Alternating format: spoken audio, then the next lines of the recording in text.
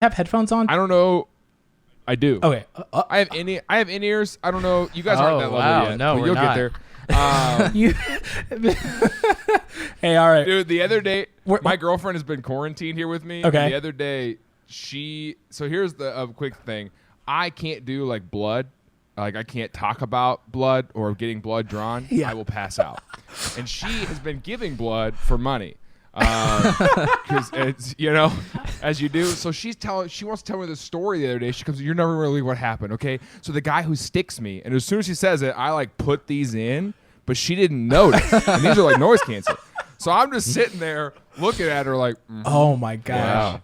And I can't hear a word. It was. So you guys got to invest in these things. Yo, that's clean. We got that too, if you don't mind us using that. Yeah, that's great. Yeah, All right. She realized. She wait. Can you hear me right now? And I went, Hey, all right, I'm gonna start the show. This is an after-school program podcast. I conjoined them. Oh, nice. What key are we in, G?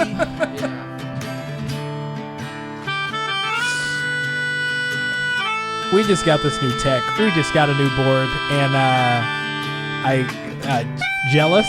Can I ask you that? I don't have a board. So We don't have in-ears. So you can't do stuff like that? I do have a desk instead of a TV tray. So Whoa! No. This no. This came with the board. This is the standard issued Rode Pro Caster stand. Well, it's perfect for if you want if you want to eat Chinese food right after a podcast. Yeah, right after. They knew that. They were like, they're gonna want to chow down on some lo mein. Yeah. Oh gosh. When flexing goes wrong. Hey, okay. Hey, my name is Shama, and what is it? Yeah, I've been taking care of my wife and my son, and it's hard work. My wife has been down with wisdom teeth that have been removed. So yeah. Downer. But no, it's been good. It's been good. Ready for her to be well. And my name is PD, and I'm fully taking advantage of the lockdown by wearing pajamas all the time, everywhere. Oh man! And our guest for today. Hold on a second. Do we want to bring our guest on? Do you want to do the introduction for our guest, PD? Do you got that, or do you want me to? Okay, cool. Our guest today on Church Stories Podcast is none other than Jaron Myers. You might have known Jaron from his multiple viral sensation. For example, when he graduated from a college that he didn't go to, or we made a Chick-fil-A song that took the internet by storm. He also hosts multiple podcasts. Multiple podcasts. One could say too many podcasts, but what would you expect? Jaron is a white guy in his mid-20s. You can catch Jaron performing as soon as all of this is over. But you can also catch Jaron on Amazon Prime right now with his new special, Just Being Honest. Ladies and gentlemen. And also The Blind Date. And also The Blind Date. He's got two specials and multiple podcasts. Ladies and gentlemen, give it up for none other than Jaron Myers. What an intro. Wow. You like I that? have too many podcasts. I have too many Amazon Prime specials. Basically, this guy's doing too much. I got it. All right. Essentially. I also half expected you to be like, he dropped the Chick-fil-A rap 3 weeks before ours. Oh, my God. So was that 3 weeks before? Was it really? Yeah, I mean, it was it 3? It was very close. When did you drop yours? Do you remember? The December, it was Christmas Eve of 2017. Yeah, I dropped mine November 16th of 2017. Oh, you know what? I remember that. So we actually wrote the Chick-fil-A song like a year before, but didn't get around to like making it, like putting it out. So you beat us to the market. I mean, it was your guys' was great. So was yours. I was on. Dude, heck yeah, man. It's been it's been super cool, man. Just like we've never talked. We've texted, messaged, and we've like seen each other's content and shared it everywhere. So it's good to finally get to see you, man. I'm a big fan. Yeah, dude. I follow along. I'm a fan we. enough to know that PD is not taking advantage by wearing pajamas. that this is just like who he is. You know? So I'm like, I followed enough to know that. You know, you were He tried so to right. play it off. I did, and I saw that look you gave me. I was like, he's either not buying it or he doesn't approve. 100%. Both. It's both. I'm not buying it and I don't approve. Oh my gosh, man! But no, so you are from Springfield, Missouri, right? Yeah, I'm from Springfield. I live in Kansas City right now. Oh, okay, gotcha. The Midwest is all just the same. It's all just one place to me. It's all a thing. Yeah. Well, and it's also in the Midwest where we drive everywhere. Yeah. Like Springfield's a day trip. It's 3 hours away, but that's like I'll just go down there. You know, that's like 30 minutes for us. So, man, that's awesome. We'll be like, I'm going to drive to Minnesota. It's cheaper. It's 9.5 hours, but at least I don't have to pay I don't have to go to the airport. You're like, all right. Well, dang. So let's start off with the thing that's on everybody's minds. Is what is Jaron doing during quarantine? Like, what does a quarantine day look like for you? It depends on when during this you're asking. Because for the first 4 days, this was awesome. Yeah. You know, like the first 4 days, I was like, oh yeah, kicking my legs up. I was like, this is great. Yeah. And then on day 5, I really wanted a white mocha from Starbucks and could not get one. And so then I started to deteriorate. So I went like day 1 through 4 was just relaxing. Day 5 through like 12, like a week there, I was like kind of panicked a little bit. Like, what do I do? Yeah. And then every day since then, I like have been trying my best to make it like as normal as possible. I fill out my planner. I like do work. What does the planner look like? Is it like snack? I have rest. 2 business goals. Yeah. I have 2 business goals and 1 personal, and the personal goal for the past week has been don't lose your mind today. And so, like, dude, I've been going on walks. Like, I'm 89 years old. I'm like, in the day, I'm sitting here, I'm like, I gotta get out of this house.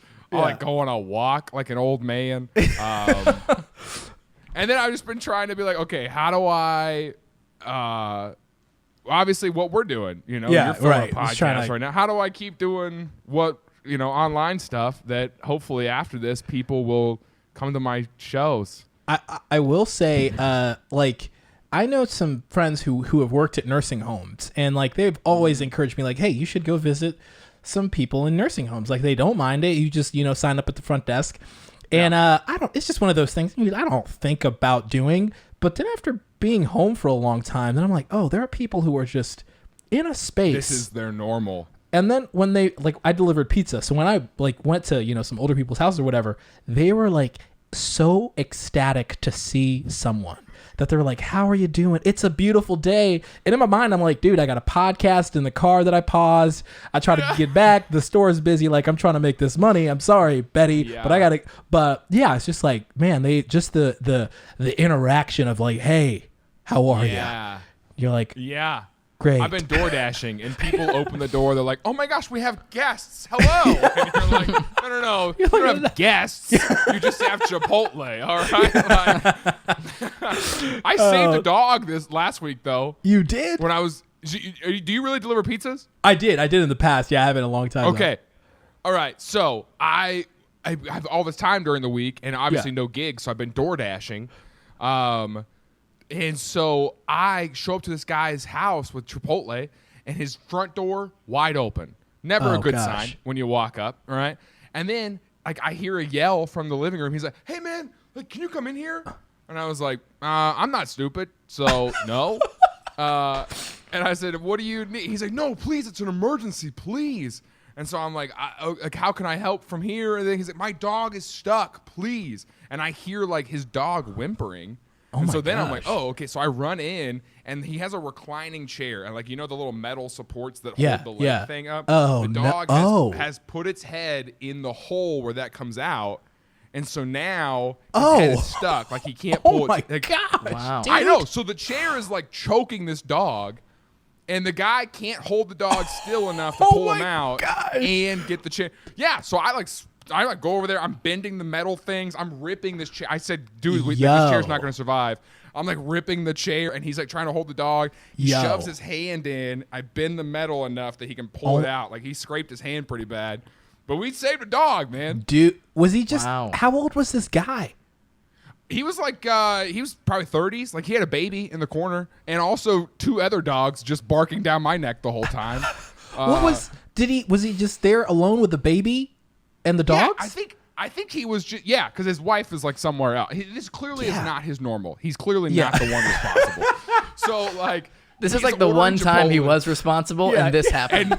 And no one can find out. He does not like that I'm telling people. You know, like, he's like, no one can find out this happened. Because he's literally just watching sports, the ESPN, you know, and like the baby's asleep. Yeah. And like the dogs are going crazy, and he's like crying as we're pulling this dog out. Dude, we get it out. Oh my It's gosh. Like, have you ever had an adrenaline rush? And then like the adrenaline kind of goes down, and like you're like, oh. And that was like, we did that. We washed our hands, and we kind of looked at each other, and it was like, wow. And then I go, oh yeah, your Chipotle is. Like, oh yeah, I forgot.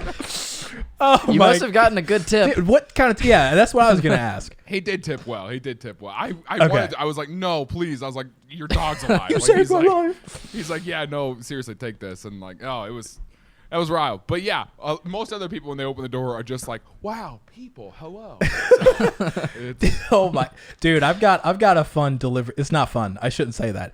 I've got a delivery story.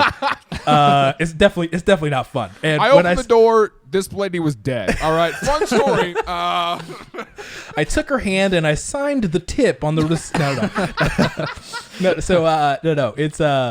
It's worse. So I was delivering pizza. It's probably like 5 or 6 years ago, and I get to this house and I knock on the door and the guy's like, "Come in." It's an old guy. He's like, "Come in." And I, you're not supposed to enter the house. That's like what they tell you, Papa John's. Right. And I open up the door and this guy's fallen. He's down on the ground. And I'm like, sir, can I help you or whatever? And he's like, no. I was like, do you want me to call somebody's like, no, don't call anybody. Don't call anybody. This old white guy. And I'm like, what would you like me to do? And he's like, could you just set the pizza down on the ground right next to me? No. And, dude, legit, I set the pizza down. He like jimmies his wallet like out of his pocket or whatever. On the ground. On the ground. Yeah. Like face down. And pays me. And I'm like, do you want change? He's like, no. So I'm like, do you want me to call anyone? And he's like, no, please don't. So I just left. What do you think happened to him? I don't know. I drove by later. Just to be like, like what? But to this, like, I was like, should I have? Because I didn't know what this situation was. I think it was one of those. He was like, I don't want my kids to find out. He was living alone or whatever. So I was like, isn't in an instance like that, like, do you just call like 911 anyways? Yeah, where I thought that was going. I called. What? I called 911 because I was driving one night and there was a little child just walking, like 8 years old, just walking in downtown Kansas City by themselves. And I was like, that doesn't seem normal. And so I pulled over, I was like, hey, do you need help? And the kid was like, no. And kept walking. I was like, jeez, okay. Like aggressively like that? I called anyway. I was like, hey, there's like a kid walking on this street. I was like, that's not a place for a kid. Dude, did the cops call you back? You're like, that kid was 37 years old, sir. That kid had a full-time job and a 401k. Yeah. Please, mind your business. Don't What I ever was going call to us say is again. like, should I feel bad for laughing at that story? Dude, I don't see to this day. This is the first time on the record I've ever come out and said that. Like I've told people before, and every time they always give me this like, "What is the matter with you?" Just because I was like, I don't know, dude. I was like, I didn't know what to do. It's the putting the pizza on the floor that I feel is like. It's what you wanted. It's what to he me, wanted. it's like, where did this happen at? Which Carolina are you in? This is South Carolina. South Carolina. I bet if you were white, he would have let you help him out. I bet. Maybe. I like the idea of someone so racist that they're like, I don't care. I don't care if I'm hanging on a cliff and the only people that come by are non-whites. I'm dying. I'm plunging to my death. Mufasa. He's Is it Mufasa? Please take all my money. Just take it and get out of my house. Take it. No, like, I don't want any back. I don't want any change back. The only way that could have been better is if he asked you to feed it to him. I probably would have. I'd be like, sir, okay. One Can slice you of sit pepperoni. Indian style? Would you like me to dip it in the garlic sauce? Oh man, dude. Yeah, it was a trip, man. So man, I feel like we know each other for a long time, but we don't. Yeah. So tell us about yourself, man. Like where are you from? Like, how did you get into comedy, and how did you end up now in quarantine, like this? Like this, like we are. Well, I got into comedy because I wrote dumb songs when I was in college. They had talent shows, and I could have been anybody in college. And I chose to be the guy who sang a song about like finding a girlfriend on Craigslist. You know, that was a choice. So yeah, I was always been like the funny kid, I think. So I did that in college, and then when I flunked out of college, obviously that's who flunks out of college. And I just told my friends, I said, hey, like tell your churches I'll come lead worship, you know, because I was working at Subway. I was like, I'll lead worship and then not go back to school because I got to get a degree eventually. And then they just told their churches, like, hey, he'll come do worship. And also, he had these dumb songs. So if you want him to do those dumb songs, I'm sure he'll do those. I hope that's how they said it. Yeah. Where they're like, I got a friend. This is what he told me to tell you verbatim. He does dumb songs, and he can lead dumb worship. songs. And they were like, oh, yeah, you know, we were actually looking for someone to do dumb songs for our dumb youth group. So that would be awesome if he came and did that. And then so churches just honestly started calling. And then they like once I did one, they told other ones. And then I got really lucky. There was a youth pastor in St. Louis. And like the AG is really well connected. Are you guys AG? I am currently, yeah. Okay. It's super well connected. It's like scary how many people know other people in the AG. So I did one youth group in St. Louis for a youth pastor who's like nationally known. And then like he posted on his Facebook about it, was like, hey, it was pretty good. And so like I got a gig out in like Pueblo, Colorado because of that. And then like, you know, just different stuff. And then that was 2014. So 6 years ago. And probably like, you know, and that wasn't the plan. The plan was to go back to school in the fall. But then when it came time for fall, it was either like, well, I've got a few gigs that are potential. I either got to say no to those to go back to school or like kind of lean into this. So I just, I asked my parents and they said, whatever. They're like, all right. I asked my parents, I said, hey, like, you know, the money that you're going to put toward my college, would you be willing to put some of it? I'm not asking for all of it, just like some of it toward this. Like, help me buy a van, help me build a website, like help me do this. And they were like, yeah, we're for that. So they helped me do it. Dang. And it just, you know, has kept snowballing from there. I think the Chick-fil-A awesome. Rap definitely helped a lot. That was definitely like the first, like not the first, but it was definitely the push, you know? Yeah. And is that the first I'm thing glad that it happened. You ever had go viral too? Yeah, that was the first thing that blew up for me too. 2017 was a good year. Yeah, it was a good year for all of us, I think. I think it's one of the things that's like what was good about the timing of it is I had already been doing it for 3 years. So I've seen some people go viral and they didn't have anything, you know? Right. They also that's the key point right there. Yeah, and they had no established work ethic. They had no established way of doing content. And I think I had already worked on doing that. So when I did have something go, which I'm glad it was a produced video, and not just one I shot on my iPhone, I think. Right. But yeah, when I did have something go, they had things to look back on, and that was, I think, one of the keys of growing it. So I will say, I mean, okay, the goal, everyone's goal right now is to like go viral. But there is, you know, I do feel bad for people who just kind of come out the gate, they make like an iPhone video and then they go viral. You know, hats off to those people. But there is like after that, like if then people are like, okay, then you do like, I don't know, Ellen or something else and then something else and you're doing interviews and then people are like, what are you up to next? And then those people like don't have like the next game plan. So then they're like, I'm starting a YouTube channel cooking show. And then that kind of doesn't do well. But then they already have this like, you know, like I did the thing and that's my shtick. That's my thing. Yeah. Remember me when I did the thing? You know what I love watching is people who blew up on Instagram trying stand-up for the first time. Oh, gosh, man. That's rough. Dude, I've really enjoyed watching you try to do that. Hey, I was doing stand-up before Instagram. I'm kidding. But I will say, like, being a creator and then go viral, it just legitimizes you as a creator. I feel like nobody took what I did seriously until I had something with 1 million views. Yeah. Yeah, 100%.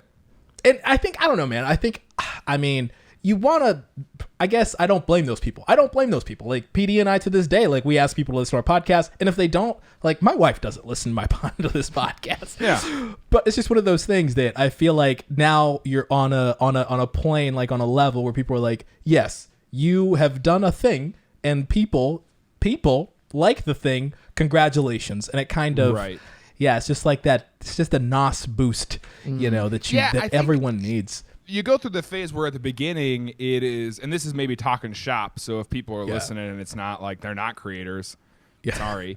But you go through a phase where it's like you're really relying on your friends and your family, and it's kind of you telling them, because you go through that thing of like where you're doing stand-up, and it's like, hey, I'm doing a set down at this coffee shop, and will you please come to it? And they're like, please? Yeah, and like you're like, no, for real, like I'll pay you, like if you come to it, I'll, And so you go through that, and then you're constantly asking them to share stuff and watch stuff. But once something outside of your, like, what's funny to me is the number of people I went to college with or like I'm friends with, and they'll talk and they'll say like, dude, like my aunt walked into Thanksgiving and was like, have you guys seen this video? And it was your thing, and that's so crazy. And like once that happens, it solidifies to them. Yeah, that, like this is bigger than our friend group. More people know about you than me. You know what I mean? And I think for some people that's the thing where they go, oh, I want to jump on that then. Yeah.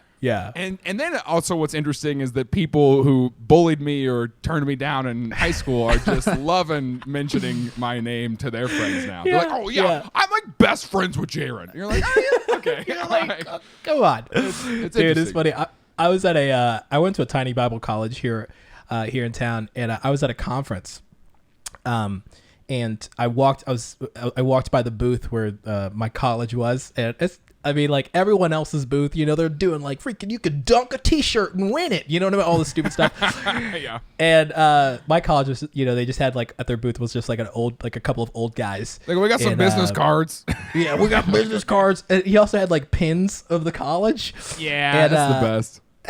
It's just like one of those things, like, and I swung by, and it was like an old a guy who wasn't there when I was there.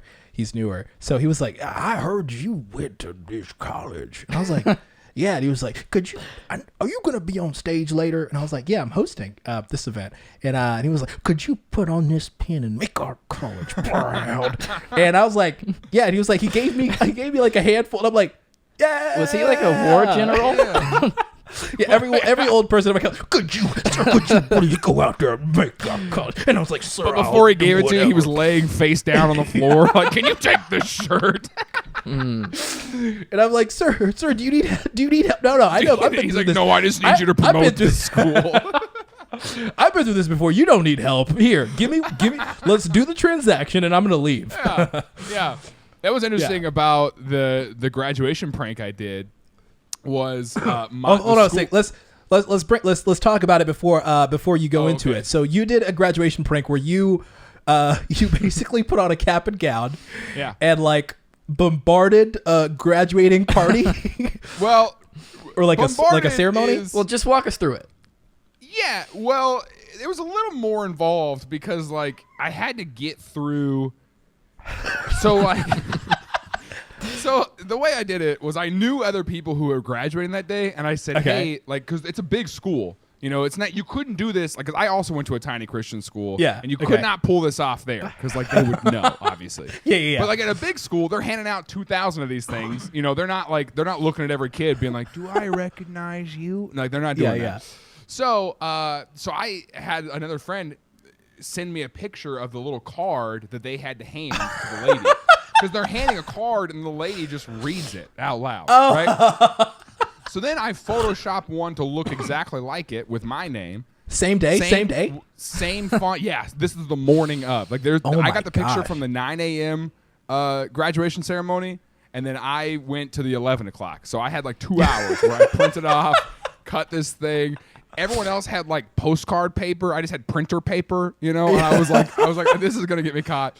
So the QR code on it is what you scan when you go get your picture taken. So obviously, I just Googled a QR code. Mine's not gonna work. So I'm like standing there as everyone's taking their pictures, and I've got my cap and gown on. Everyone's got their cap and gowns on, and then like I just kind of like slowly walk around the photo booth thing, and like just walk past it. And then after that, I thought there was gonna be another checkpoint. There's not. They heard you.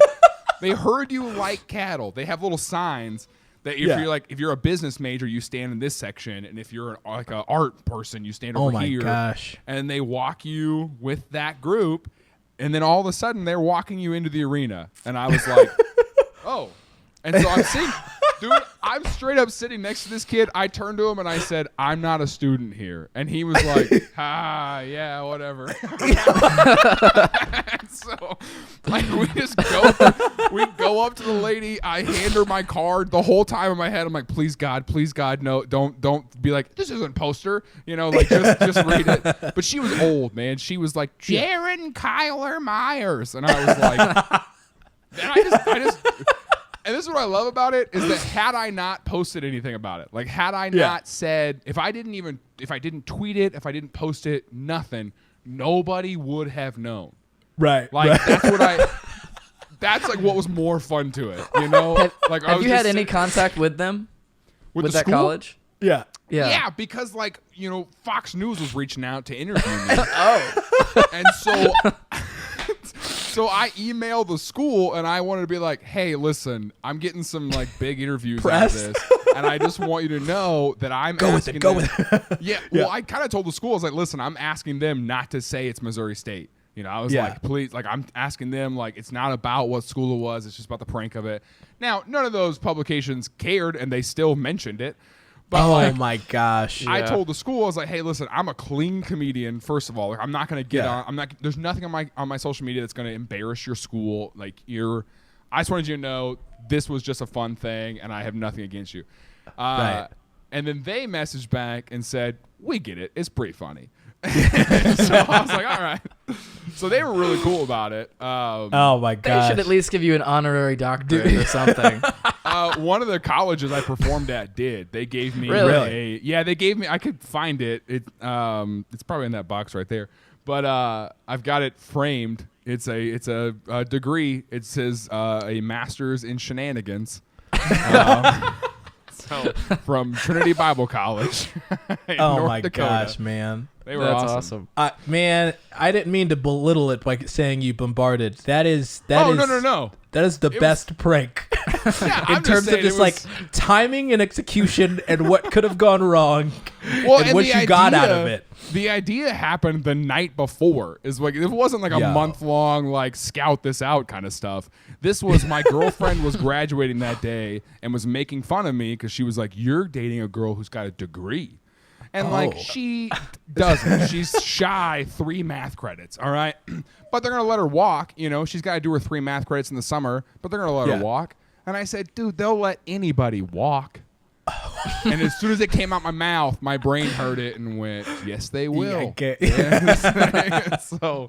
So for it to happen in like, less than 24 hours, I got in my car, bent over, cry laughing. Like I was just like, before I posted it, I sat with it. And I was just like, and that's what I love about, and not to like whatever. I just, as a creator, like when you can do something and look at what you just did, like before even letting other people enjoy it, you just sit with it and you go, ooh, this is good. Yeah. Like, that's fun. I mean, that's like, I will say sometimes, I mean, nothing's, more fun than putting out something that you've worked hard on. Yeah. But at the moment, I don't know, man. It just feels like, I want to describe it well. I don't know. It's like running to the other end of the court when, no other teammate is there. It is just you because somebody lobbed the ball to you. I don't know. Those few seconds are like, I'm about to crush it. Like everyone doesn't know at the moment. They don't even know, but I'm about to kill it. And I was gonna use the example of a sniper, but then I thought, no, not right now. Not right now.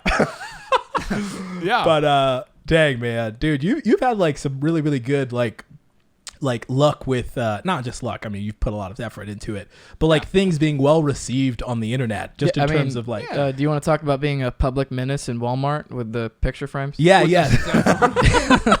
That's probably my favorite prank. That was before.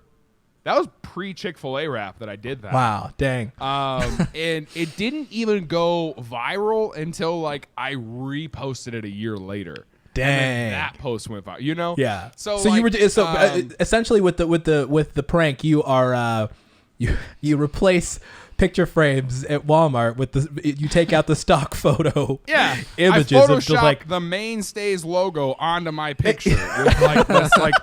The blue circle that says 8x10 and all that. Yeah. I Photoshop it onto my photo. Dude.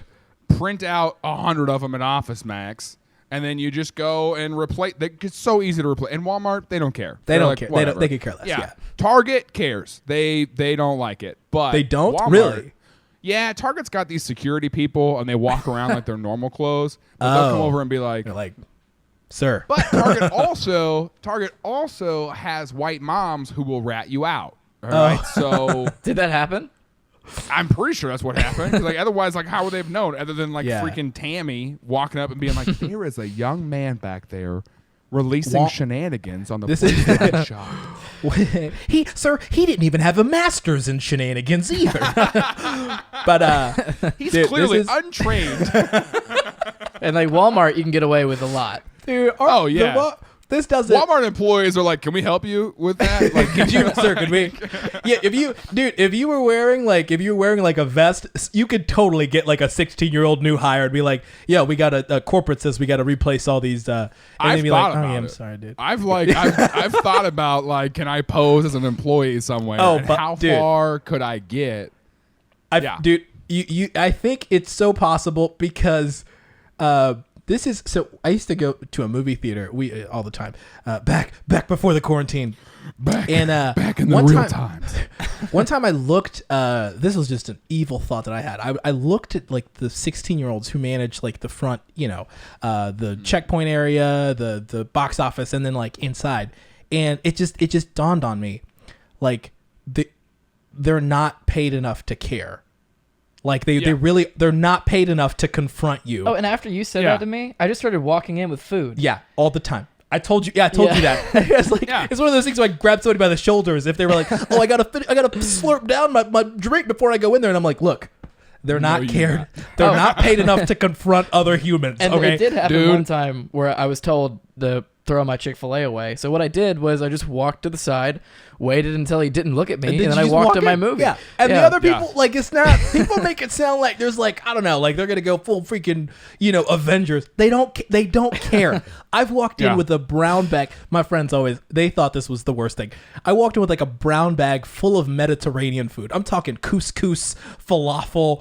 I had like 4 different, it was a huge brown bag. It was like a freaking Trader Joe's sized brown bag. I walk in, I sit down in the theater, I open it up, like the theater smells great. We're watching a movie with 2 of my friends. My friends are like dying, but they're also like terrified because they're like, you could have put anything in there. And I'm like, yeah, but I put delicious food. But all right, this Mediterranean food. That's delicious Mediterranean food. Yeah. And I went through a breakup. I went through a breakup, walked to the movie theater with a full pizza. By myself. Went to a movie by myself, full pizza in hand. Girl taking the tickets, looked at my pizza, looked at me, and like I had like a little bit of teary eyes. Yeah, I was like, sir. I literally looked at her and went, I've had a really hard week. And she went, all right. And I just walked in and just ate a full pizza. Dude, this is okay. So this is look, I gotta say it. I have a theory that you can get into any building as long as you have one of 2 things: pizza or help. If you're providing any kind of assistance, and not even pizza, and you have any kind of food, dude, I've walked into, I'm talking like, the 20th floor of a 20-story building, and all it is just like a couple of pizzas or any kind of food, and people are like, oh yeah, and I'm like, yeah, I'm here to the what is it called, this upstairs, and they're like, oh yeah. Dude, people will like use their credentials to get me through. Nobody has ever asked, hey, can I see those boxes? Can you pop open that pizza? No, Can I it's see? just like, Yeah. no, here you go. You're going to the presidential suite at the, okay, here you go. And I'm like, man, a part of me was like, okay, I appreciated not having the hassle, but then another part of me was like, anybody could do this. You know what I mean? Like anybody could just do this. Well, isn't that we've been watching the Avengers movies, and he did that in I think the original Hulk, not the original one, but like the 2008 Hulk. Yeah, that's how he got into one of the labs was as a pizza delivery driver. You know, dude, it's crazy. One of the things man. I've been wanting to try lately is like. Because like I go to Starbucks every day when it's normal, right? And that's usually where I do my work. I take my laptop. I can't sit at home. I feel like I just don't get stuff done.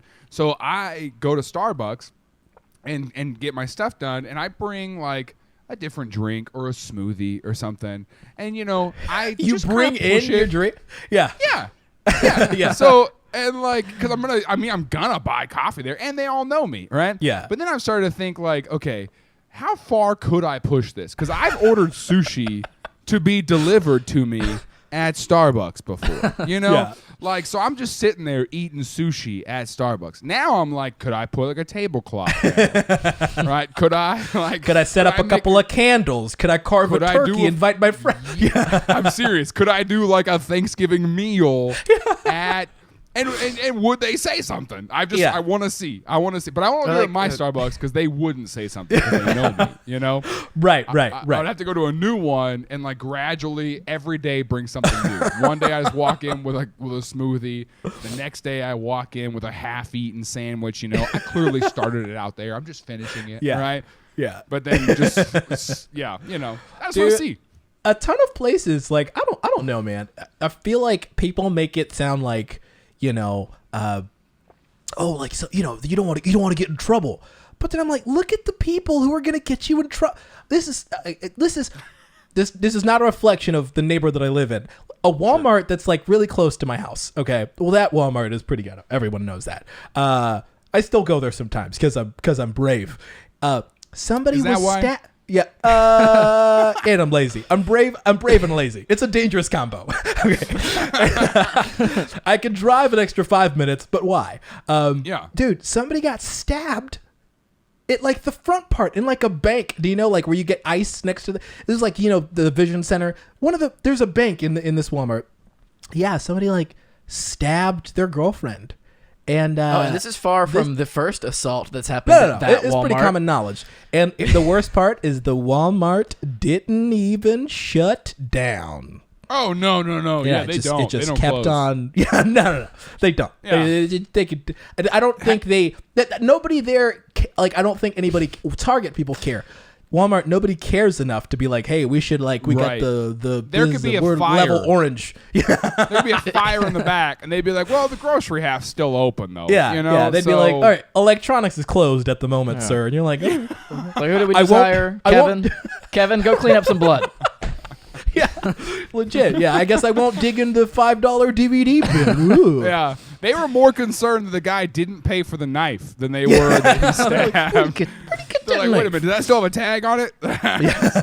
So, Jaron, you just released a special on Netflix. I did. That was not the best transition. I'm sorry. I didn't mean to pivot like we're on late night.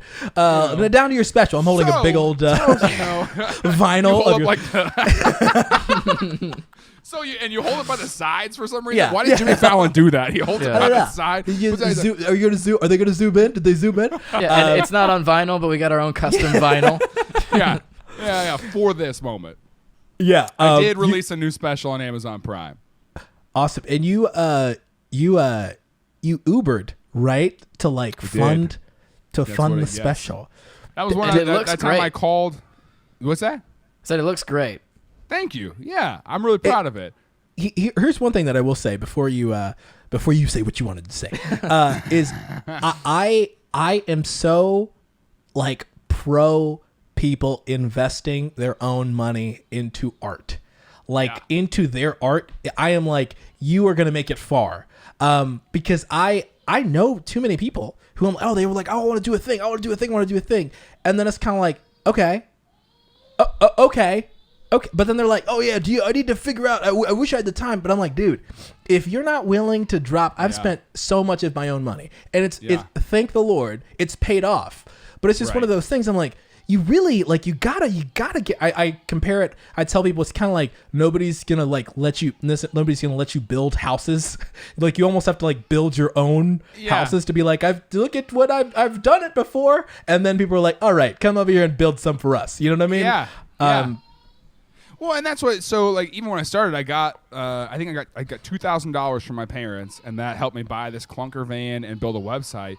But everything other than that, like, I paid for studio time to do an album. And I paid for my own gas to go do a free show in Colorado.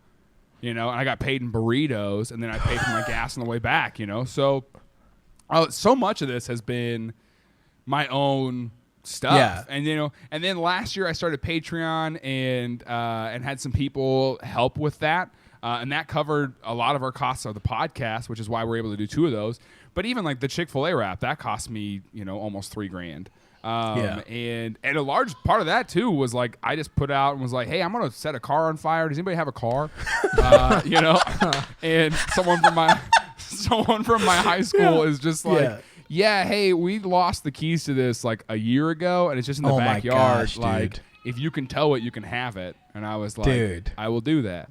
That was when I watched that music video. I was looking so hard to see if it was CGI, but then like I saw I was like, oh, you really set a car. We really did, and that's what So just in terms of like a production, like it's like the numbers in my like like you had to call the fire department. You got to set it up. You got to block off a perimeter. You got to block off a street corner. You got to get 2 cops or whatever. And I'm like, he did it. He did all of that for us, for comedy. So the way that I think about anything I do, all right, like the reason that the stuff I do is funny is because there's effort into it. Yeah. And I think that's almost the reason that like people buy into it is when they see you. It's kind of like if someone sees you pushing your car, like a lot of people will jump out to help you push. Yeah. That's a good but if you're just sitting there with your hand out the window, hey, will you help me? Can you push my car? Like people are like, But you'd be surprised that like when people see you putting effort and investing in your own passions, almost like what I said with the graduation thing, like had no one found out about it, I still would have thought that was the best thing I'd done. Like I would have thought this is awesome, this is fun. And so I want to feel that way about all my projects, like the Chick-fil-A wrap, with like I want to invest in this in a way and make this such quality that I'm like, this is an extension of me. I am proud of this. And so so with the special, I Uber drove. I got up at 5:30 every morning. Because I live up by the airport in Kansas City, and in the mornings, everyone who lives up here by the airport lives up here because we all fly every week. So I just get up in the mornings, drive a few people. I had little signs hanging from the back of my seats that said like, "Hey, I'm a comedian. Here's why I do this." And people, I just made it on tips and Uber money, and that's kind of what I'm doing with DoorDash now. Most of my bills are met for this month and all that. And I've got emergency funds and all, the Dave Ramsey life. But what? Who? Dave? David? Is he related to the chef? The foul mouthed chef? David Roomba? I don't know. So, but I started DoorDashing because I was like, man, I still got to make these podcasts. I still gotta make stuff that's worth it. So, so I invested my own money, and then, dude, I rented that theater for $2,000, and if people didn't show up, I was just going to be out. I was like, man, I hope that this works. How was your heart rate before? I rented the theater on the same day that we filmed my blind date special. So, are you familiar with have you watched the blind date? Yeah. Okay. So that whole day, that morning was spent making a promo video and then meeting with the theater, signing the contract, paying them $2,000. And then that night was spent producing the blind date. Dude. So that day was ridiculous. And then 6 months later, we did the special. So I was watching a documentary on improv, and there's a type of improv show called a Herald, which is like a long form improv. And one of the founders, one of the creators, almost like the godfather of improv named Del Close. He had a team of improvisers. I can't remember the name of them, but somebody asked him like what it was a team that he coached, and he really liked the team that he coached. And he described their team as like watching them is almost like watching 6 guys fall off the top of a staircase and all land on their feet. And I thought, man, that is, what a way to it's one of those things. I think like comedy, when done well, especially just like the internet where you're just uploading to a void and you close your laptop and then you don't know. You don't know after that. Yeah. So when it goes well, it is this kind of like this, oh, wow, okay. Wow, all that effort, the time, the edits, the money, when it goes well, it's like a really, really, it's a really great feeling. And that's one thing that I think when I talk about the quality of my projects, I want to put stuff out that even if it doesn't go well, I'm still super proud of it. Right. Yeah.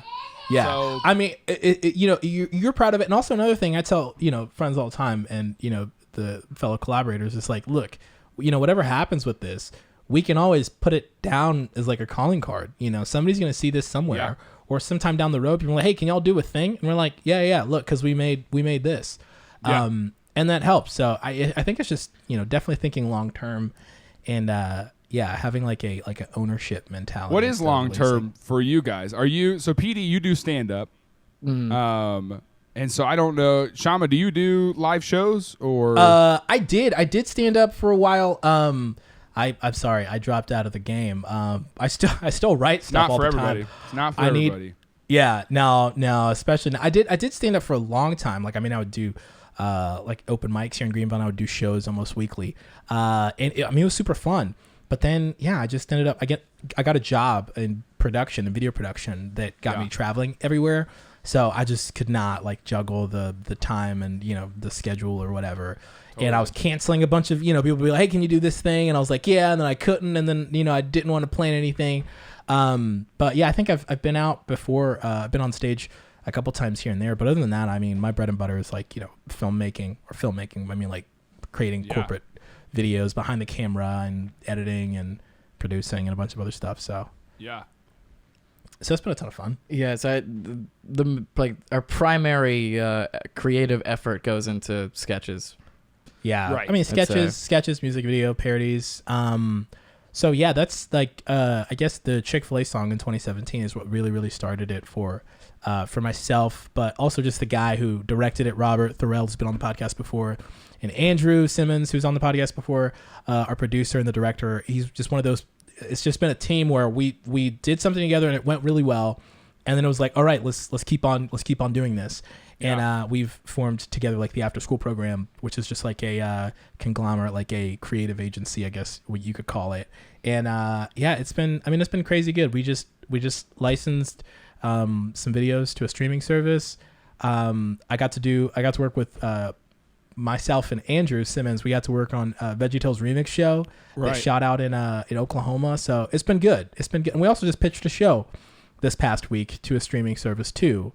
There you go. And they seem pretty interested, but they're like 2020 maybe, because right now things are just going crazy. And we're like, yeah, just keep it in mind. So we're still working on it. Did I tell you that they're like super sold on it almost? No, I didn't know. It's nice to hear. Yeah, live on a podcast. So it's good, man. But once again, I've been in this world for so long that my hopes get high just to a degree, just because I'm the only thing that I can really control is what we make, like this podcast. I could press a button and all of a sudden I could that's look what the Lord has done. But but when it gets into high end and big production and people making promises and things and interest and ideas and 6-figure budgets and all that, and I'm like, look, I'm glad we're all excited, but it's really got to come to pass for me to really kind of, And even then I'm like, this is great. Is it going to come out? Are they going to promote it well? What's going to happen? You know what I mean? It's just all these layers and levels. Because even if it gets made, then, they don't promote it well. Something, people don't watch it, or they mess it up in post. Then you're like, well, that's not what I wanted. Right. So, but this is what we have the most fun doing is just creating stuff for ourselves and, the I don't know, man. It's just group chats of us going like, hey, change this, do that, do this. What do you think about doing this? And we're like, great, perfectly fine. Let's do it. Yeah. Yeah, I'll have to talk to you guys. I'll have to talk to you guys off podcast about an idea that I have that I've wanted to do with you guys. Yeah. So. Oh, sweet. Dude, were you going to do I don't want to ruin it. I could bleep it out. A Christmas song? Were you going to do something last year? I remember I messaged you and you were like, were you going to do something? You asked me if I was going to do something. I was did like, yeah, we're doing something. I did it. I spent $2,500 on probably, I'll send it to you after this, probably the funniest, I think up there with the Chick-fil-A rap. Yeah. And then the song we used, we couldn't get the rights to. So there was some confusion because I thought we had the rights to it. So I went in the studio, recorded it, did all the stuff. And then, probably like 3 days before release, my manager calls and he's like, hey, are you in the mood for some bad news? And I went, well, that doesn't sound great. So, yeah. Have you ever been in the mood for bad news? I know. I was like, well, no, call me back later, dude. Like, yeah. You're like, man, I could really go for some bad news right now. It's been a minute. I was like, wow, things are going way too smooth right now. I'm really need to somber down. Yeah, so it didn't get to go out, but the advantage is we do, what is it, May now? So we've got like 7 months to try to figure it out. But I can, I'll send you that here in a second because. Well, is it the song or like the instrumental? It is the song itself. Like it's gotcha. Yeah. So we did a parody of Winter Wonderland. Oh. And Disney lawyers, all they do is just make Play-Doh snakes and crack their hand. They're like, I hope somebody does. I hope anybody does anything right now. Yeah. Related to our IP. Right. And so we thought we had the rights to it. We did not. And, the good thing is that the video isn't me singing the song. So if worse comes to worse, I could just write a new song to go over the video. Yeah. So we'll probably put that out at Christmas time. My supporters, it's live for my people who support me on Facebook. They can go watch that, because that's similar to Patreon or whatever. But yeah, okay, I'll send it to you after this. Dude, send me. Because it's good. Send me the Rejected. You should have just uploaded the Disney Rejected cover. Man, I was really excited about it too. But it's just stuff like that where you put a lot of work into something and then like it gets shut down and you're like, well, that. Yeah. So what I wanted to run by you, being another stand-up, is that. Does it look to you like all improv companies are cults? All improv companies are cults? Yeah, I just get that vibe from a lot of them. Yeah, they definitely have like an inner circle kind of feel, you know? And you definitely, like, you look at the person running the improv place and you're like, they've got all the signs of a cult leader, somebody who was bullied a lot, and now holds the power of who can get on stage that night and who could, it's pretty, and just the way they behave as people, improv people, like you're just like, what a weird thing like you're not that happy. I know you're not that happy. Oh yeah, man. And they look at stand-ups and they're like, oh, I could do that.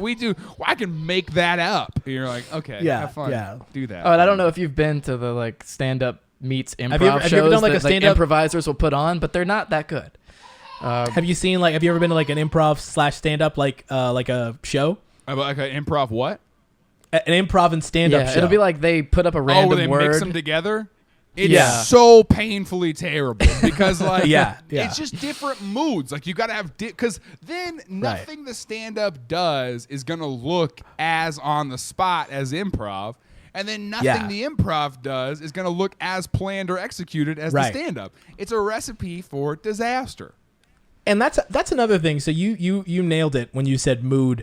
I really stopped doing, and we've hosted some shows here in town, and dude, we got to get you on. Like if you're ever on this side of the country when they open it back up, we got to have you on.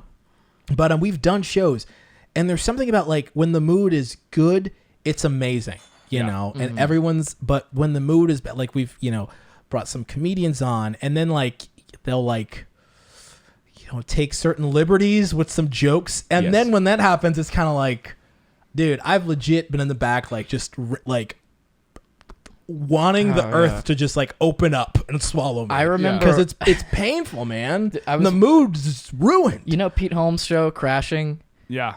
There was a scene where he was booked at a church and then he started like, going off and like doing material that he should not have, or he wasn't supposed to be doing there. And then I cringed so hard because I related to the promoter. I was I know exactly how that feels. Dude. Yeah. And you're like, give him the light, give him the light, give him the light. And my favorite is when the host of a comedy show goes up afterwards and they're like, okay, that was like, that's a clear sign that what just happened was not supposed to happen. Yeah. And then, like I love stand up, but it's just one of those things that going to open mics, like just the context of it, and then you don't know who you're going to follow. And then there's like 25 comedians on the list. Yeah. But then the comedian in front of you, just hope the person in front of you doesn't walk everybody, but then the person does because they have all this material about this, like, you also want the person in front of Democrats you not and to do Hispanics terrible. be like, you want them not to be terrible, but you don't want them to crush either, right? Because following someone who just demolished, like, if you're not like gonna go up with that same kind of energy, it's hard. My favorite is following somebody who just did like mediocre. Yes. Yeah. But then like it's just a whole thing, man. It's a whole like mood. Like way you described it, it's like just the mood. It has to the mood has to be just right. It's like church shows is that churches don't know how to set up a comedy show. Dude, yeah. So they'll book a comedian, but like they'll do it in their sanctuary.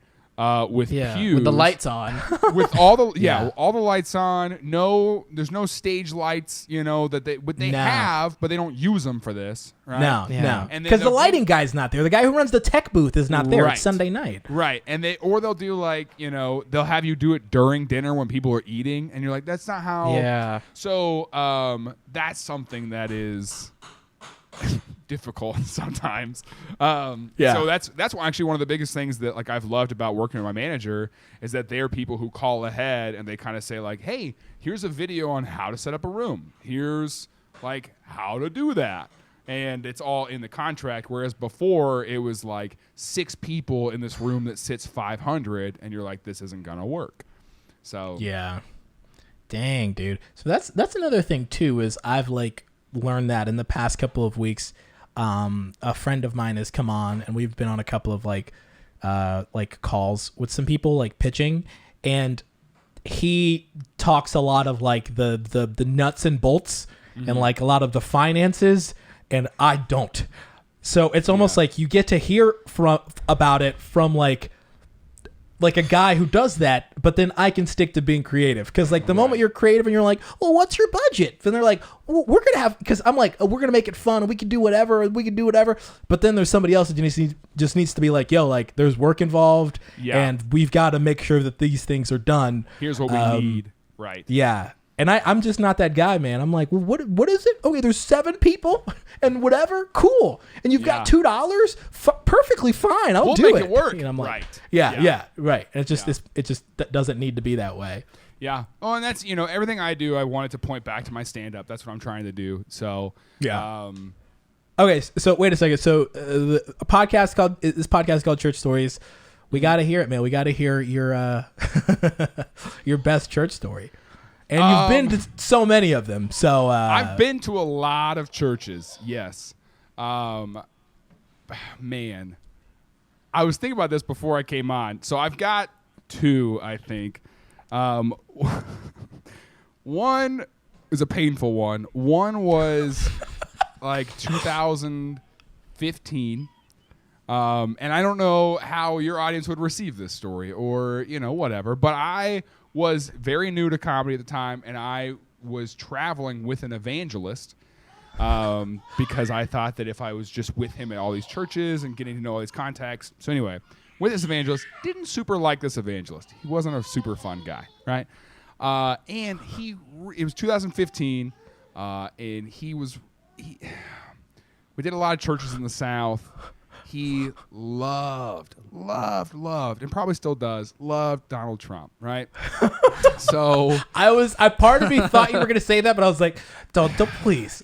I know. That's what I was like. I don't know how to, but he starts going on this whole thing, and this is like, he's got the nomination, so he's not the Republican guy yet. A lot of Republicans, right? A lot of Republicans didn't like him still, right? So then he's up there talking about like, this guy's gonna, and this is a kind of evangelist that he talks about.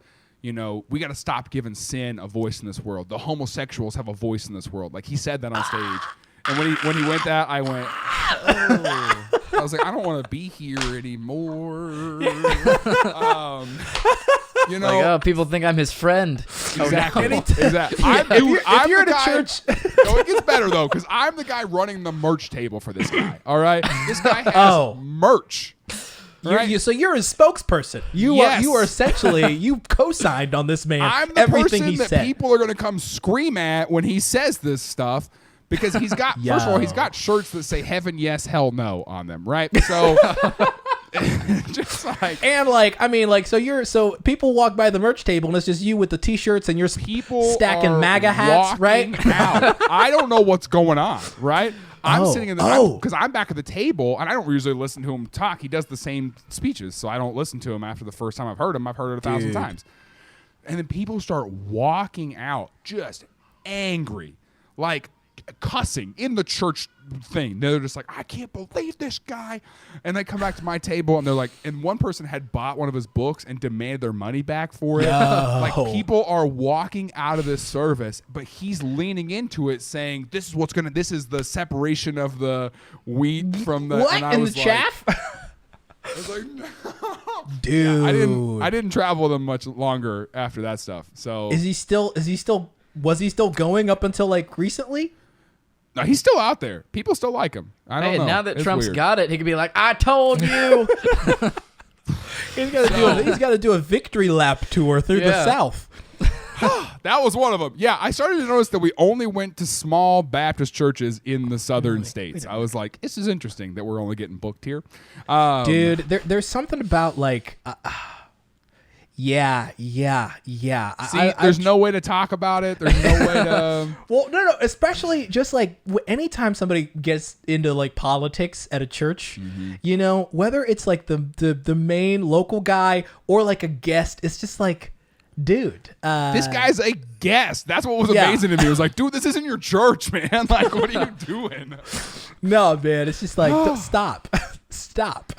Yeah, just like let's calm down. All right, You if need your main goal is to sell these shirts, you are not going to sell them. Like, this is. Wait a second. So what was it like? Like, I don't know, in the rental car or like when y'all were. Oh, we did not have a rental car. Here was the agreement. All right, this was weird. Okay, I did this because I was supposed to like travel with them and meet these pastors, and I was gonna the following year then book shows at all these churches. Was the idea, right? So he spoke Sunday morning, Sunday night. Monday night, Tuesday night, Wednesday night. And then he would fly home Thursday morning and then fly to wherever we were going next on Saturday, right? So I had from Thursday morning to Saturday to get to wherever we were going next. So, like, if we did a thing, let's say Birmingham, Alabama, right? Yeah. Thursday morning, he flies from Birmingham. He goes home to Texas. And then I have to get to, Pensacola, Florida, by Saturday. So I go over to Atlanta and then down, and I had this big Suburban that I used to drive with in. Oh my gosh. So I just, all of his merch in the back of this SUV, and I would just drive, and then Saturday morning I'd pick him up in Florida. And sometimes that trip was like, we would do a thing in the very tip of Oklahoma, and then the next, Saturday in 2 days I had to be over in North Carolina. Dude. So, Dude. Yeah, it was an awful time. It was terrible. But yeah, the ride back to the hotel in the car after that one was not pleasant. You know what the worst part about that is that in those people's minds, it's so black and white, like good versus evil. Yeah. That whatever happens is like, that was good. Whatever happens, like the evil, a lot of seed fell on thorny ground. And you're like, dude, well, that's not what it's about. Yeah. The time I got fired from that, basically. I quit, but also like I got fired from it. So I called him out on something because he said during one of his talks, during his altar call, because he did altar calls every night. And it was like a 45-minute, guilt trip. Like his grandson had died, and he would use that as like an emotional thing to get people. Oh my God! Did it work? Yeah, I mean, he would get like 100 people come forward every night. It was ridiculous. So, hey man, results. The performer in you was like, how did do though? Did it kill? I mean, what were the stats? So, but he really did. Like he had this line that he would say. He goes, "Maybe you're done dealing with God. Maybe God's done dealing with you." Oh. And he said that, and I went. So in the car on the way to the hotel, I said, "Hey man, I just wondered, like, where is that at in the Bible? Like, where did that come from? Like, this maybe God's done dealing with you. What do you mean by that?" And he went, "Well, and you don't know him, but that's a spot on impersonation." Yeah. So, but he goes, "Well, it's and he would just change the subject about like, he goes, "Well, Jared, sometimes the people need to know that God is for them and with them, and sometimes they need to know that they need to kick their butt in gear and they need to serve this Lord." And I was like, okay, I'm gonna go home. So it was oh weird. Man. So his answer was just, "I made it up. Leave me alone." 100%. So many of his answers were, "I made that up." I was like, okay. But, man, dude. My fun church story cringy. is Yes. I was a youth pastor for a minute, like literally a minute. I was not a youth pastor very long. Hey, Shama too. Hey, me too. Right. You're either there. You either graduate up to senior pastor, or you're just a youth pastor and people forget about you in like a 6 months. I was a Bandaid pastor. Like the youth pastor had left, and then they hired a new one, and there was like a few weeks in between. Right? I've never heard the term Bandaid pastor. Well, it's like an interim coach in the NFL. Yeah. But it's you're not that expecting person, him to succeed. right? But it's someone who's like, I'm not brought in to be the interim. I was just No. there. I was already there. And they were like, people are confused. Yeah, kids don't know where the guy went. They're like, how long are you going to be here? Why aren't you married? And you're like, listen. Yeah. Like, you can marry this girl. Like, you're like, all you're right. like, So we do this. We do summer camp, right? And this is like a big church. Like, we have 3 campuses, 700 kids at this camp, all right? And I'm just kind of thrown into the mix of all this. We're not at camp more than 5 minutes. And a kid trips and falls head first into the little concrete thing that stops your car in a parking spot. What are those called? Dude, that's you describing it that way is worse than if you knew its name. Whatever it's called. Straight up a little concrete bar. Yeah. Head first. Gosh. Boom. Nose destroyed. This kid looks like he's gonna like face down. Just like so much blood. We're not even at camp 10 minutes. Kids aren't even in their bunks yet. Like they don't have a spot. So we have to call an ambulance less than 10 minutes into summer camp. And that was awesome. That was like, all right. Well, because you're going to have to call an ambulance at some point. Might as well get out of the way. He's fine. I can say this. I feel like with the moment the ambulance pulled up, like, was there like another camp counselor wearing like Chacos and like a Cavu backpack who was like, time. This is a new new camp. We made it 17 minutes. All right, put that on the wall. Put that on the flag. Put it on the flag. You got it's like a Polaroid. You're like, dude. When the ambulance drivers got there, we had a trophy made out of toilet paper rolls and all that. We were like, you get it. Oh man, we gave that kid an award at the end of the week, though. So, dude, that was my biggest fear as like a youth pastor. Was like, I mean, I would yell at, we would bike or whatever. I would yell at kids just because I'm like, don't make me have to call 911. Like, I just don't want to do that. I don't want to do it. I don't want to talk to your parents. I don't want to do that. Exactly. Yeah. I don't want to Unless you signed a waiver, then whatever. Yeah. Oh, dude. I mean, I've done so many youth events. And I'm so glad I'm not in charge because I see students do stuff that I'm like, you're an idiot. Okay. Cool. But like the bubble soccer stuff, like the big bubble. That's an accident waiting to happen. That's crushed. Oh, dude, ribs, I've seen bones, 3 broken legs. I've seen 3 broken legs at 3 different Wow. events. I'm just like, oh, there it is. Yeah. Yikes. But the thing is, it's like in the environment of like camp. Anytime somebody brings up an idea and you're in charge and like, dude, we're gonna flood the girls' cabin.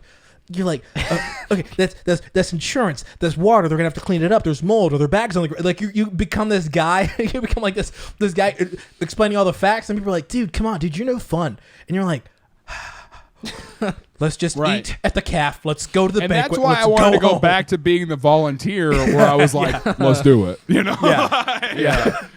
Like, dude, I'll keep watch. You know, I'll make sure he doesn't find out. You guys go do it. So I only went to camp when I was like a volunteer, which was fine. Yeah. And so one time I was at a camp. I've probably told this story on the show. I can't remember.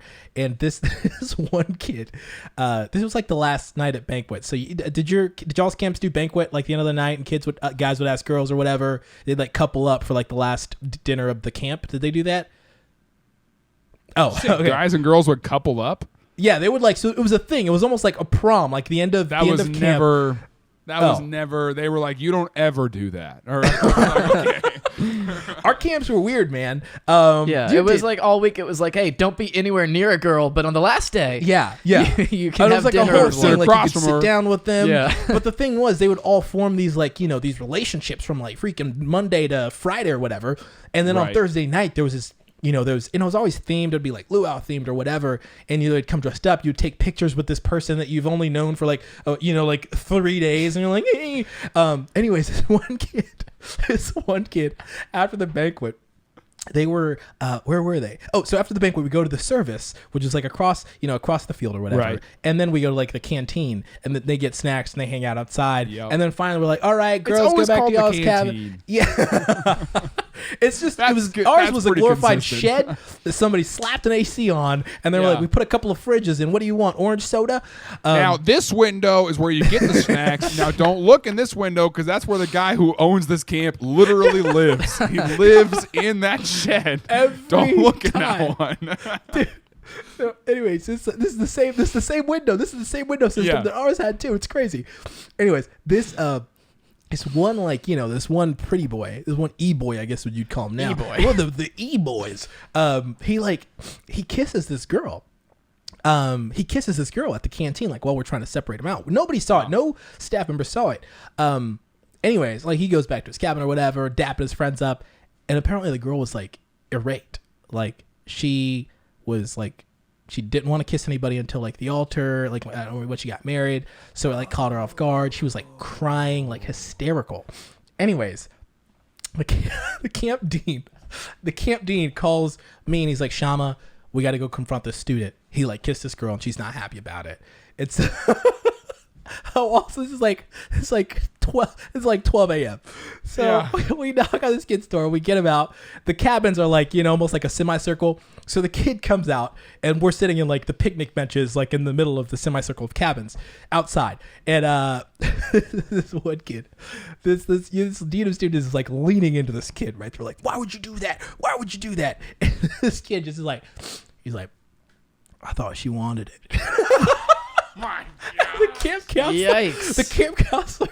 He looks at me and he's like, when they're at camp, they don't want it. I don't care if they ask for it. They don't want it. They never want it. This is a Christian camp. And the whole time, man. I was like, I don't think you've told this story. I haven't told this story. No. Dude, so anyways, the whole time I'm just standing She's been inside. eyeing me all week. What am I supposed to say? She's giving me the look. I knew. Like, okay, I don't know, but then I thought, but then they also worked together the whole week, so I didn't know what the situation was.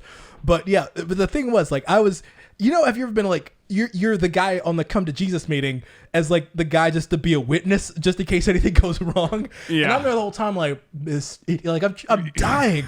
This idiot and this kid legit just was I've seen Disney movies at the end of it. We got to kiss. This Come is on. a knock against unforeseen.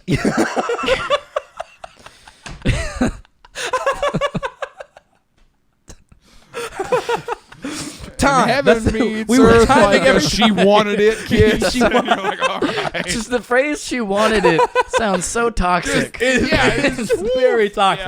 Yeah. I didn't mean to laugh when I said that either, but it's just the context of the person who said it was just one of those it was just she wanted it. What? Oh. Yeah. When we're confronting you, we're ready to go to bed. We have to have a sit down meeting, and you're still not willing to go. maybe that wasn't the wisest decision. Maybe it wasn't. Like, She's what? How is she? She's crying. Maybe she needs another kiss. Is she crying? I'll kiss her again. You're like, dude, sit down. Whoa, Sit down. Tanner, why don't you take a step back? Yeah, it's a very Tanner move. Yeah, dude, camp was just the best. I mean, I'm wondering how people are gonna do camp over Zoom. You know, like you can't pressure a kid to eat a cricket on Zoom. You know, that's you're like, not, okay, so first and foremost, you got to take your mattress and then like cut it in 16th and then sleep on it. Yeah, I mean, sleep on that. This sucks because we had a camp-themed video that we were very excited about making, and then all of this happened. A music video. yeah. So it's a huge bummer. So it's one of those where like we're like, oh, it's gonna happen. Well, it's like it's like March, and then finally I called PD. I'm like, PD, I don't think camp is gonna exist, and our song can't exist without camp because that's the whole like the whole purpose. It's today the 3rd. I'm supposed to be at a metal festival right now. Yeah, God bless. God bless you. I was supposed to go to Disney in a few weeks. Dude, that's the worst part is looking at a calendar and like determining all the things that now don't. It was like, I was supposed to have fun here and here and here. Oh yeah, today was supposed to suck less. That's right. Oh man. Whew. Dude, I literally had to download a golf game on my phone because like this is just true. This is a vulnerable moment. All right, I just like I really haven't felt good at anything. Like I just need to win. I have like a need. Like I'm a competitive person. Yeah. Like and I can't do great at social media right now. I can't do great shows right now. So I downloaded a golf game. And you bet I spent 3 hours earlier playing this golf game, just beating 12-year-olds, man. Like I'm just like crushing them.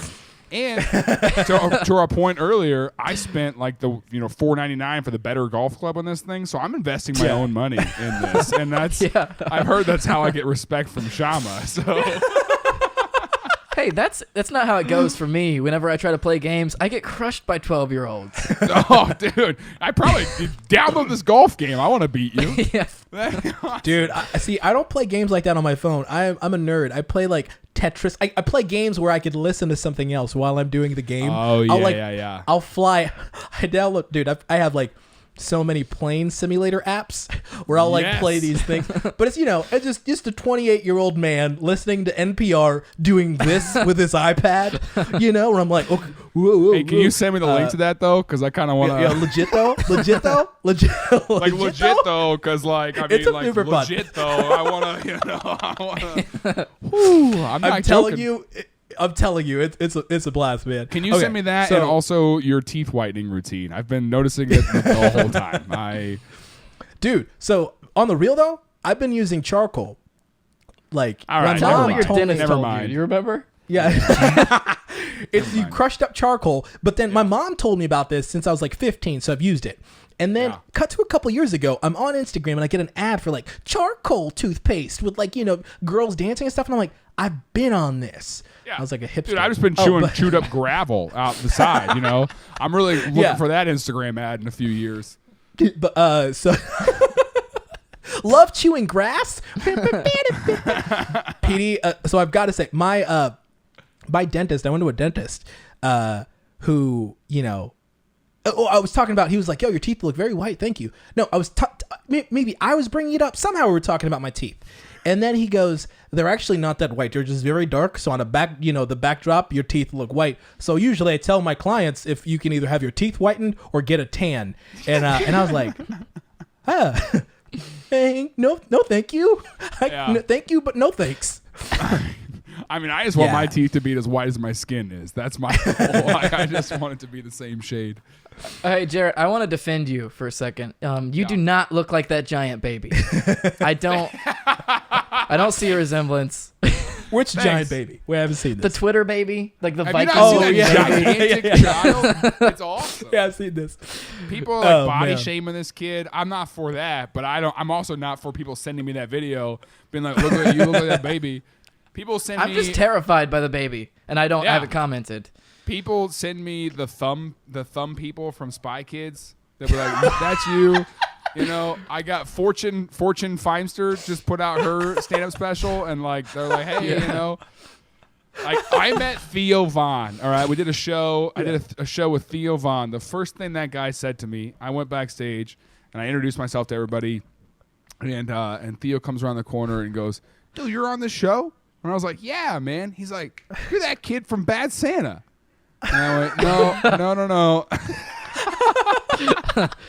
Like, that's not me. But he like genuinely thought it. It wasn't like a joke. It was like he thought that was me. That's So I get a lot of stuff. That is so funny, man. So dang. Well, I appreciate that, dude. This has been awesome, Jaron. This is. I feel like we've talked about having you on for so long that I feel like now was the perfect time for you to be on. Like, this has been a great combo.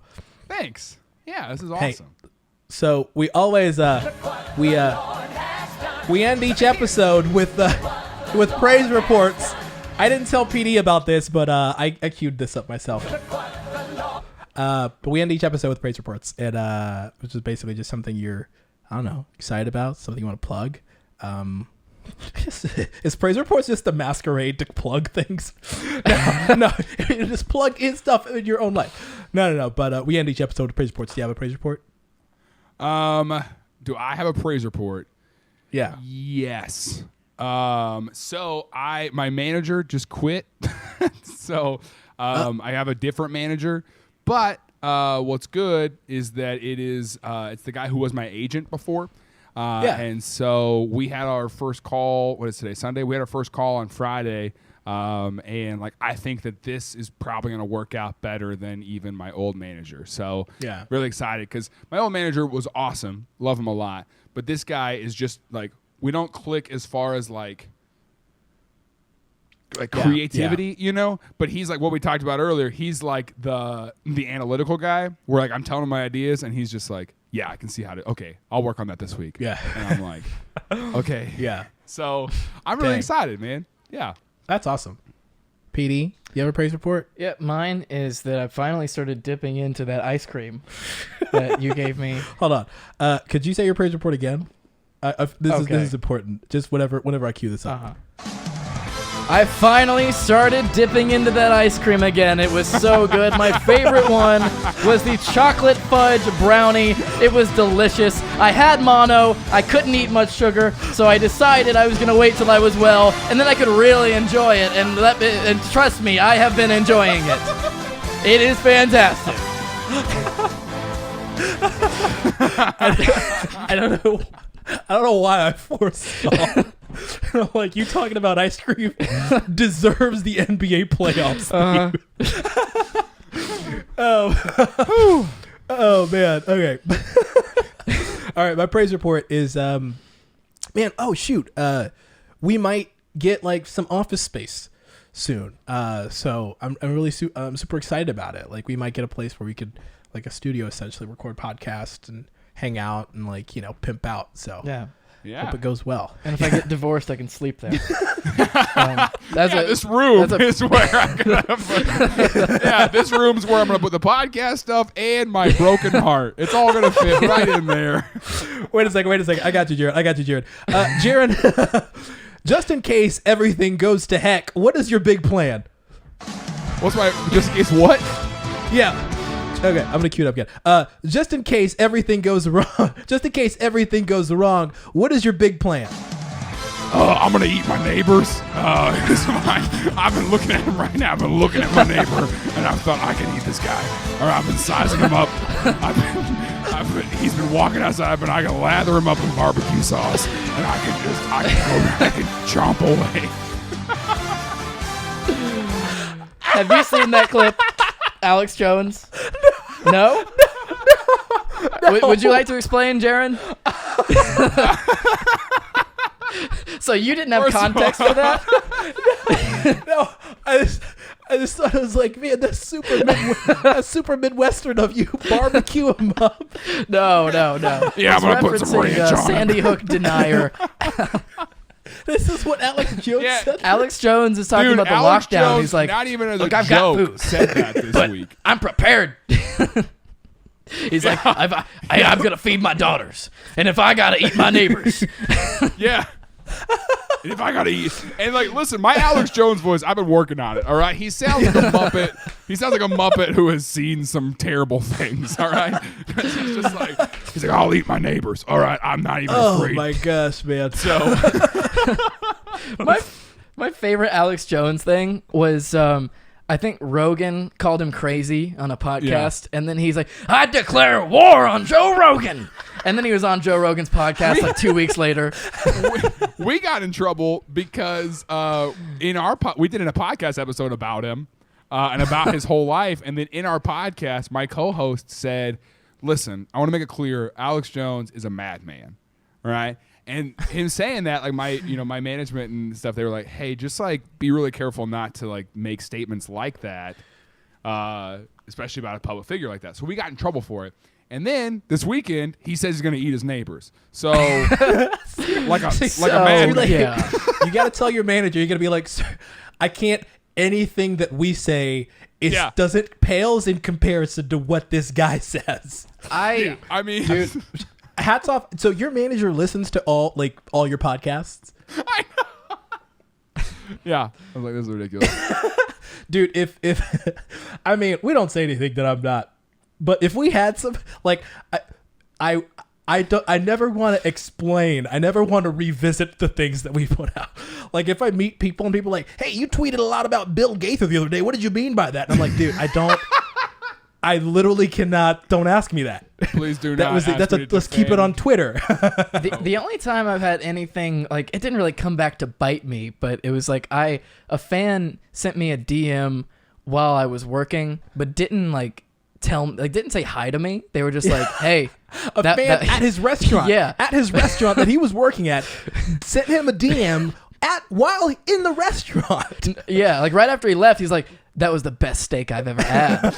And I would, how creepy and stalkerish that is. So then I just like go off on the dude on the podcast the next week, and then I get a really long message of him being like, I am so sorry. I didn't mean to come off creepy.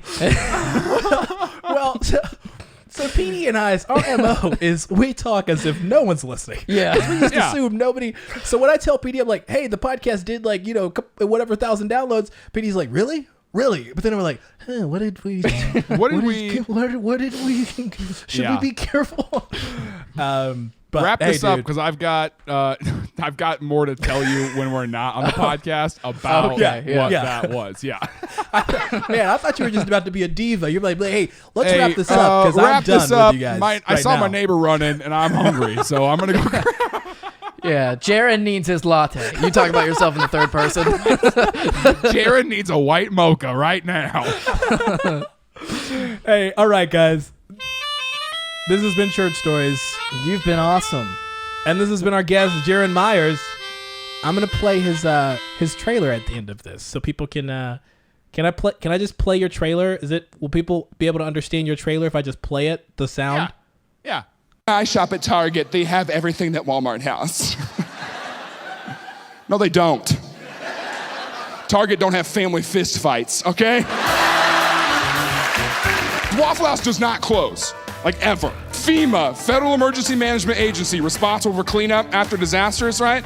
Has what's called a Waffle House Index. And they determine how bad damage is in an area after a storm by whether Waffle House is open or closed.